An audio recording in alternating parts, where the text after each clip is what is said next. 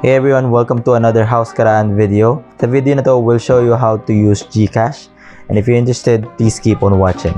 Again, my name is Lester and welcome to House Caraan. In this channel, we do family-related tips and tricks and DIY. So if interesado kayo sa mga itong topics, please consider subscribing and tap that notification bell for future videos. So medyo kakaiba yung format ng video namin ngayon kasi we wanted to do a series of videos about mobile technologies and applications that we think will be useful for people, especially for parents, and especially with the situation right now with COVID, with the lockdown and quarantine. We want to start with GCash and we plan to do other applications moving forward, so make it a series of videos. Without further ado, let's go and check out GCash. So this is for people hindi pa nakagamit or hindi masyado familiar sa GCash. This one has been around for a long time. I think initially medyo hindi siya napalaki ni Globe, pero now I think it's getting more and more usage from people. Mas magiging mainstream na siya, and eventually people paying through mobile will be a norm for a lot of us. And starting to actually. Initially, yung wife ko talaga yung unang nag-adapt dito sa paggamit nito. And eventually, nung na-realize ko kung gaano siya ka-useful, gaano siya ka-convenient, then I started using it.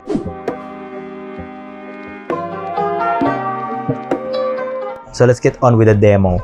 Sa video nito, what I wanted to do is more of a tour muna. A tour with the applications. And you'll realize kung gaano pala siya ka-powerful. There's so much that you can do. So just like any other mobile applications, of course, if you're on Android, then you go to Google Play, and kung iOS ka naman, then sa App Store. You just type in the name of the app, GCash, tapos you install it on your phone. Pero in this case, since naka-install na tong application na to sa phone ko, I just hit open. Ito na yung app sa aking phone. So unang makikita kapag dinownload mo yung application is hihingan ka niya ng mobile PIN or personal identification number. Make sure na secure ito. You don't let anyone know. Just like any other passcode kasi you'll be doing financial transactions. So, mahalaga na ingatan natin to. So, once nakapasok ka na doon sa app, ang unang-unang makikita is mga icons ng mga services. So, explore natin sila isa-isa. So, as you can see, maraming services na pwede kang magawa. Yung cash in, ibig sabihin, lalagyan mo ng pera yung GCash mo. So, in this case, may mga branches sila na pwede mong puntahan. Touch Pay, Play and Go, Shell Select, Pure Gold. What we suggest is, if you have bank accounts, then you use the online banking options. Yun yung pinaka-convenient. Yan natin, view all natin.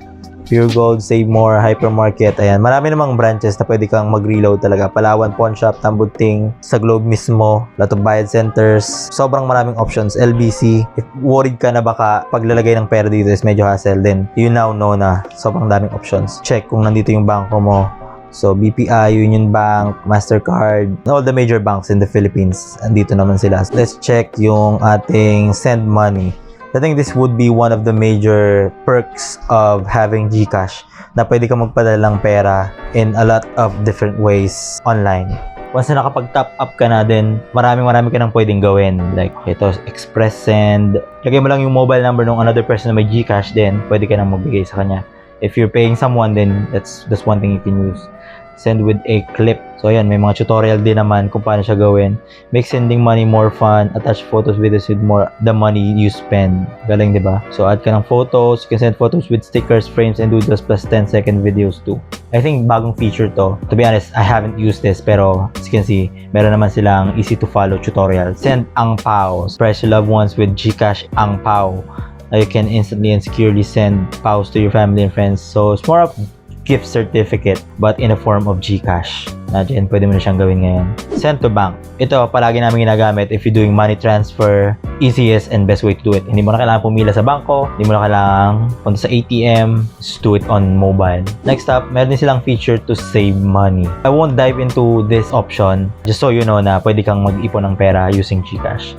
And then this one is probably one of the most used feature na ginagamit ko is buying loads. You may be asking, what if smart naman ako? It doesn't matter what's your network. You can do it for both smart and Globe. And you can also borrow load. And the best part is you get rebates for every load. Sa next videos, mga sample transactions na papakita ko sa inyo. Show you na safe siya and effective. Pero in this case, let's focus on the tour sa mga kayang gawin ng GCash. GCash Forest, haven't really gone through on this one yet. Learn green energy by using the app. Collect enough to plant a real tree. I think this part of their CSR is more of social project. If you use GCash more, then you can actually help the environment, this kind of thing. It's more of fundraising kind of stuff. Manage credit, this part, hindi ko pa rin siya masyadong gigamit kasi yung account kasi hindi pa fully nakasetup with the bank. Yung GCash kasi marami ding setup na pwede mong gawin para magamit mo yung lahat ng services. Pero it depends kung kailangan mo ba yung service na yun, diba? So kung di mo naman kailangan, why bother setting it up? In my case, I would actually set them all up. So tamang-tama rin, pwede kong ma-demo sa inyo through this video. I'll probably do a separate video dito sa pay bills kasi this one is one of the more comprehensive talaga na pwede mong gawin. Depende sa bills na babayaran mo, depende sa company, then we can explore kung pwede ba siya o hindi and what are the pros and cons kung gagawin mo siya. So, for the purpose of this video, sobrang dami mong pwedeng bayarang bills. So, nakakategorize na yung mga billing companies, utilities, electric, kung saan mang utility companies ka connected. In most cases, most of us would be Meralco. Then you have water utilities, cable, telecoms, credit cards, loans, government, insurance. Pretty much all the major bills that you can think of is nandito na. Dati-rati, you have to go to different places para magbayad. Pero right now, we do everything through GCash. By the way, another way you can sign up with GCash is you can click the link on the description box below. It'll take you directly to GCash download. Just click on the description box below. Let's continue. You can also pay through QR code. This is very convenient kasi yung mga stores sa malls, you can just scan the QR code tapos makapagbayad ka na. Hindi mo na kailangang bumulot ng pera sa wallet mo. You don't have to bring a lot of money. Then ito, Lazada. You can pay for Lazada orders, transfer to bank. KKB, I think this one is new, which is also very exciting kasi imagine, pwede kayo mag-split bill. Kumbaga magtotropa kayo, lahat kayo naka-GCash and then you can do that here. Pretty awesome. Fund management, request money, request and receive money with ease. Short on cash, need funds quickly. Easy to send requests for money and receive payments. Similar to PayPal, kung gusto mag-request ng payments, may mga customers ka na regular nagbabayad, you can send these request money sa receivables mo siya. There's a lot of things you can do here. We'll dive into that in future videos. Pwede ka rin manghiram ng load. Pwede mag-book ng movies, game credits. So, sa mga gamer dyan, pambili ng diamonds sa Mobile Legends, pay online. So, I think that's it for this video for now. As I mentioned, we'd like to do this more of a series of videos para mas comprehensive siya. We can dive into the details.